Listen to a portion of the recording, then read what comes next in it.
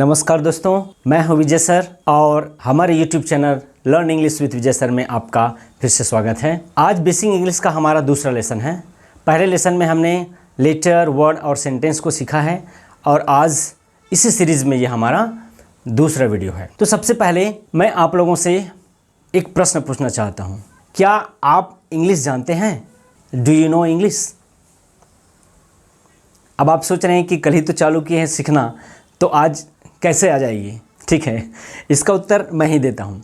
आप इंग्लिश जानते हैं और अभी मैं इसको प्रूफ करके दिखाऊंगा। देखिए, आप किसी को बोलते हैं सिट डाउन, वो बैठ जाता है। आप बोलते हैं स्टैंड अप, खड़ा हो जाता है। आप बोलते हैं वेट, इंतज़ार करता है वो। आप बोलते हैं जॉइन योर हैंड्स, वो अपना हाथ जोड़ लेता है।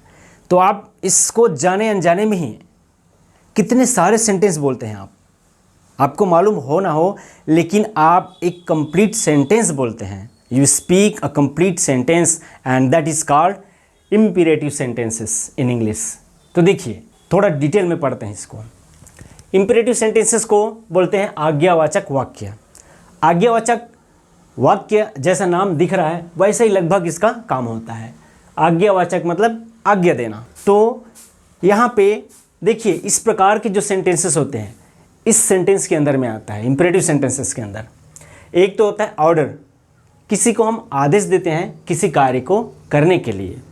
जैसे बोलते हैं मेरे लिए पानी ले आओ, उधर जाओ, मेरे लिए चेयर ले आओ, लोगों को चाय बांटो, दरवाज़ा बंद कर दो, पंखा चालू कर दो। इस प्रकार के जितने भी हम ऑर्डर देते हैं वो इसी इंपरेटिव सेंटेंस के अंदर में आते हैं। और देखिए उसका स्ट्रक्चर क्या होता है। स्ट्रक्चर होता है V1 प्लस ऑब्जेक्ट। यहाँ पर V1 का मतलब है वर्ब का फर्स्ट फॉर्म। मुख्य रूप से वर्ब के 3 फॉर्म होते हैं, जैसे कि उदाहरण के लिए गो, वेंट, गॉन। तो हमको क्या लेना है? First form, that is go. तो अगर हम बोलना है हमको उधर जाओ, तो सबसे पहले उधर जाओ, जाओ जो बोल रहे हैं वो क्या है? क्रिया है, वर्ब है। तो हमको सीधा वहाँ ले लेना है गो प्लस ऑब्जेक्ट। ऑब्जेक्ट में क्या है? उधर, गो देयर। तो इस प्रकार से हमारा ऑर्डर वाला जो सेंटेंस है वो कंप्लीट बन जाता है इसमें। दूसरा नंबर में क्या होता है? रिक्वेस्ट या निवेदन। हम किसी कार्य को करने के लिए निवेदन करते हैं, आवेदन करते हैं, रिक्वेस्ट करते हैं। तो ये सेंटेंस भी इंपेरेटिव सेंटेंस के अंतर्गत आते हैं। उसमें हमको करना क्या है? V1 प्लस ऑब्जेक्ट तो रहेगा ही, उसके शुरू में हमको लगा देना है प्लीज़। ये रिक्वेस्ट के लिए, या काइंडली। इनफॉर्मल में आप सभी जगह प्लीज़ का यूज़ कर सकते हैं, लेकिन जहाँ फॉर्मल होता है तो फॉर्मल में जो बड़े होते हैं वो छोटे को एक प्रकार से इंस्ट्रक्शन देने के लिए काइंडली का यूज़ करते हैं। तो ये काइंडली जो शब्द है वो एक प्रकार का फॉर्मल इंस्ट्रक्शन है। और अगर आप इनफॉर्मल यूज करना है तो आप हर जगह आप प्लीज़ का यूज कर सकते हैं। तो जैसे देखिए सेंटेंस, अभी हमने कहा उधर जाओ, अब उसी को हमको बोलना है कृपया उधर जाओ या उधर जाइए। तो हम क्या बोलेंगे? Please go there, please go there. Kindly को अभी थोड़ा सा भूल जाइए और अलग से इसके लिए टॉपिक बनाकर काइंडली का यूज़ अलग से समझाया जाएगा। तो प्लीज़ बस जोड़ना है आपको। Please go there, please help me, please do my work, please go to school, like this.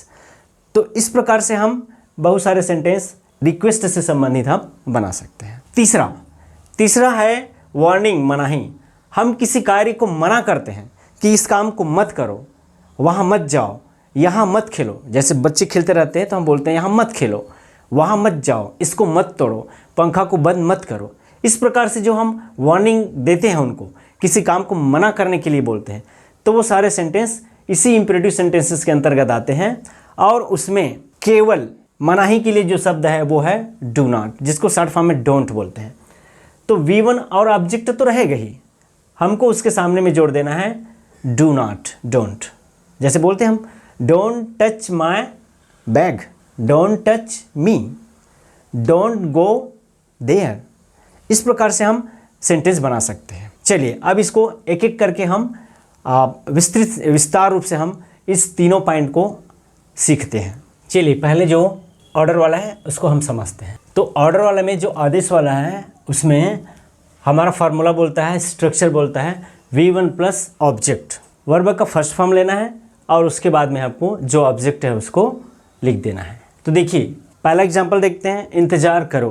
तो इंतज़ार करो का मतलब होता है वेट। वेट मतलब इंतज़ार करना, लेकिन अगर हम वेट बोलते हैं तो कंप्लीट सेंटेंस हो जाता है इंतज़ार करो। अब यहाँ पे आपके मन में एक प्रश्न आ सकता है कि ये सेंटेंस बन रहा है, ये वर्ब से चालू हो रहा है, ऑब्जेक्ट है, लेकिन इसमें यहाँ पर सब्जेक्ट कहीं पर नज़र नहीं आ रहा है। अब देखिए यहाँ पर V1 है, ऑब्जेक्ट है, सब्जेक्ट नहीं दिख रहा है हमको, लेकिन इम्पेरेटिव सेंटेंसेस में सब्जेक्ट होता है और वो होता है यू, हिंदी में तुम या आप। अब देखिए वो कैसे होता है। जैसे सामने में कोई बैठा है या खड़ा है, उसको हम बोलते हैं मेरे लिए पानी लाओ, तो सामने कौन है? तुम। हम अगर चाहें उसको तो हम बोल सकते हैं कि तुम जाओ मेरे लिए पानी लाओ। हम बोल सकते हैं you go there, you come here. जो सामने में है उसको पास में बुलाना है तो बोल सकते हैं यू कम हियर। तो यहाँ पे सारे सेंटेंस में जितने भी ऑर्डर रिक्वेस्ट रहेंगे और आपके वार्निंग का रहेगा सेंटेंस, वो सारे सेंटेंसेस में जो सब्जेक्ट होता है वो होता है यू, जिसको लिखा नहीं जाता।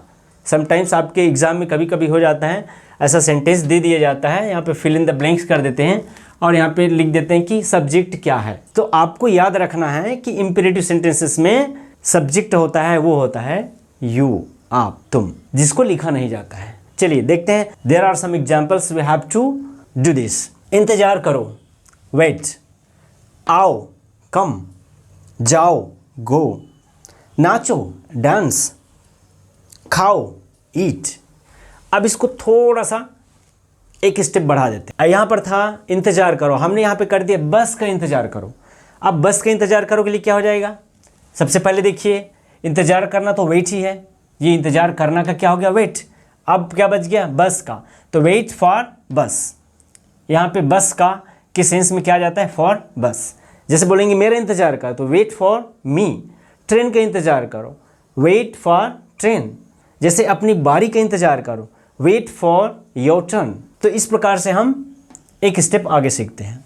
यहाँ लिखते हैं आओ, यहाँ हम बोलते हैं इधर आओ, तो कम हियर। पहले आओ का लिख लीजिए कम, उसके बाद में हियर। स्कूल जाओ, जाओ का हो गया गो टू स्कूल, जाना होता है, या एक स्थान से हम दूसरे स्थान में जाते हैं तो वहाँ पे बीच में हम टू का यूज करते हैं, तो गो टू स्कूल। ऐसे आप बहुत सारे बना सकते हैं, go to hospital, go to temple, go to the ground, go to garden, like this. ठीक से नाचो, डांस प्रॉपर्ली। यहाँ पे डांस था, डांस करो, अब यहाँ बोल दिया कि डांस प्रॉपर्ली, आप ठीक से डांस करो। खाना खाओ, ईट फूड। और देखते हैं कुछ उदाहरण।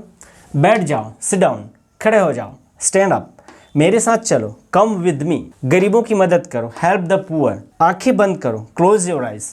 जब प्रेयर करा जाता है बच्चों को तो बोलते हैं join your hands, close your eyes and start prayer.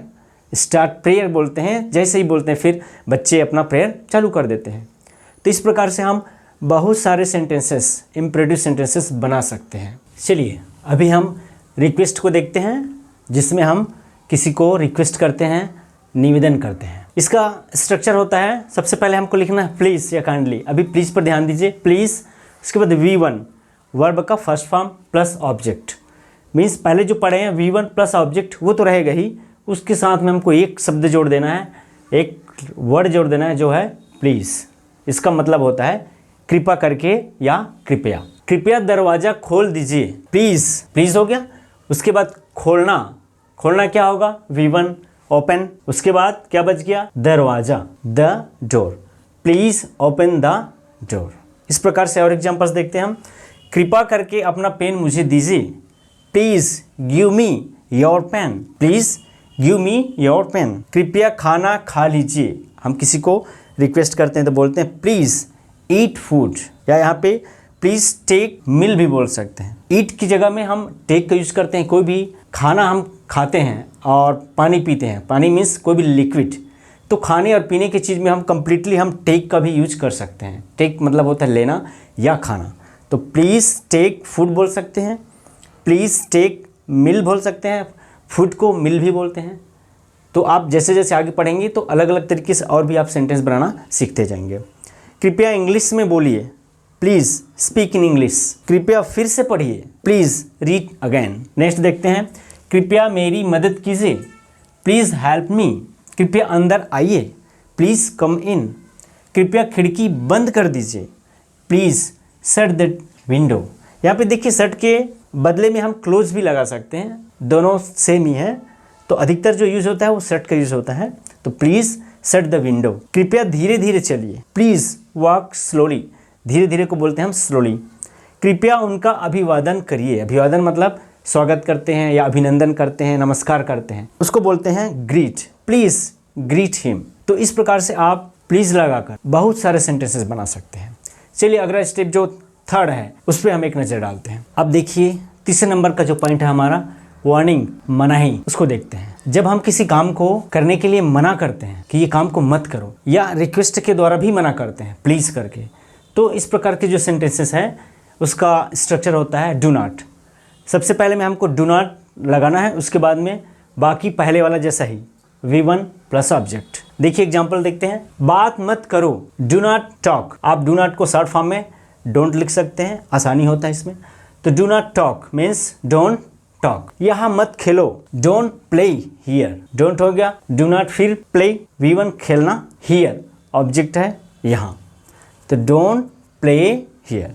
चालाक मत बनो, डोंट बी स्मार्ट। बी मतलब होता है बनना, तो डोंट बी स्मार्ट। झूठ मत बोलो, डोंट टेल अ लाई।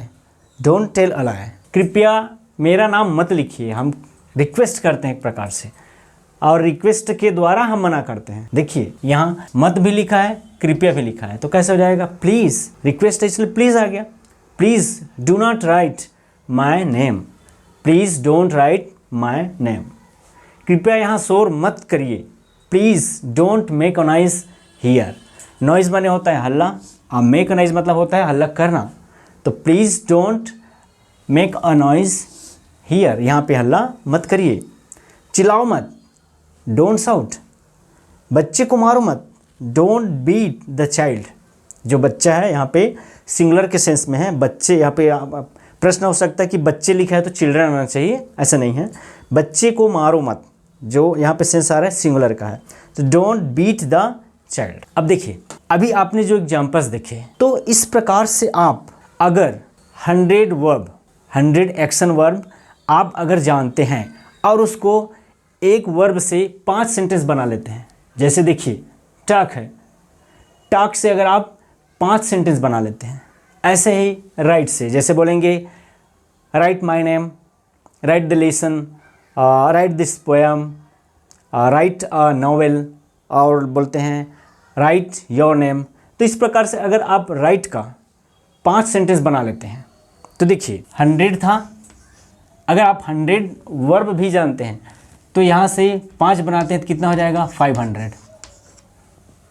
अगर आपका वोकैबुलरी अच्छा है और आप 200 वर्ब जानते हैं, 5 सेंटेंस करते हैं तो हो जाएगा 1000। Means right now you are able to make 1000 sentences, 1000 sentences. अगर आप इसको बढ़ा देते हैं, सपोज 200 आप जानते हैं वर्ब्स, और 10 एक वर्ब का आप 10 सेंटेंस बनाते हैं, 10 इंपेरेटिव सेंटेंसेस बनाते हैं, तो ये आपका हो जाता है 2000। मतलब इस एक इंपेरेटिव सेंटेंस साधारण से स्ट्रक्चर में आप 2000 सेंटेंस बना सकते। अब आप बताइए इस 10-15 मिनट की क्लास में आप जहाँ समझते थे कि मुझे इंग्लिश नहीं आती है, and right now you are able to make at least 2000 sentences. अच्छा है ना? ठीक है, तो आप ऐसे ही टॉपिक वाइज वीडियोस आते रहेंगे और आप इस पर बने रहिए, और धीरे धीरे हम बिल्कुल सरल और सहज तरीके से इंग्लिश को सीखने का प्रयास करेंगे। ठीक है, तो ये तो हो गई आपकी इंपेरेटिव सेंटेंसेस। अब थोड़ा सा अब सीखना सिखाना हुआ है, सिखाना हुआ है, टीचिंग हुआ है, तो इसमें एक विशेष महत्व रहता है किसका? गुरु दक्षिणा का। तो आपने एक कहानी सुना है जिसमें एक गुरु ने शिष्य का अंगूठा मांग लिया था। ठीक है, तो मैं तो अंगूठा नहीं मांगूंगा, लेकिन आप एक अंगूठा आपको दिखाना पड़ेगा। आप वीडियो को लाइक कीजिए, आपको पसंद आए तो दूसरों को भी शेयर कीजिए, और अगर चैनल में आप नए हैं तो चैनल को सब्सक्राइब कीजिए। और इस प्रकार से ये लेसन कंप्लीट होता है। फिर नए वीडियो के साथ फिर से मिलते हैं, तब तक के लिए keep learning. Bye bye, have a nice day, thank you.